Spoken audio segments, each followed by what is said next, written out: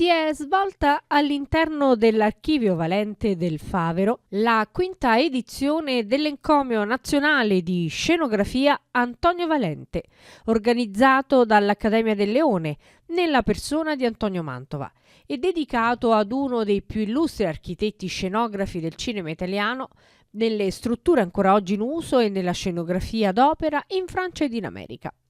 Nella sala gremita ad aprire i lavori la madrina Deborah Bovenga, che ha sapientemente introdotto gli interventi degli ospiti presenti, che hanno riconosciuto il grande lavoro svolto dall'eclettico Antonio Mantova, che tanto si è prodigato per questa edizione del premio. Un grazie di cuore agli intervenuti, perché per grazia di Dio ancora esistono i partigiani della cultura. Bello. In mezzo a questo mare. L'Encomio Nazionale di Scenografia Antonio Valente è stato assegnato ad Emanuela Trixi Zitoschi, docente dell'Accademia di Belle Arti di Frosinone, tra le più accreditate scenografe del panorama nazionale.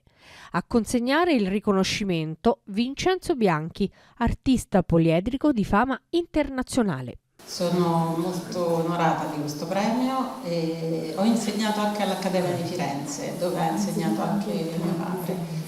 E una famiglia di scenografi e sì, è un lavoro che mi piace, certo, e che lo faccio ancora con entusiasmo e spero ancora di continuare la storia della scenografia con passione e di fare qualsiasi cosa.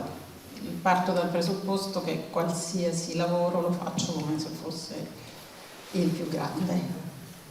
La cerimonia si è conclusa con la consueta visita all'Archivio Valente per ammirare alcune opere di tanti oggetti personali a lui appartenuti. Nel primo piano una sezione con le opere raffiguranti Valente eseguite da artisti ed amatori di tutta Italia.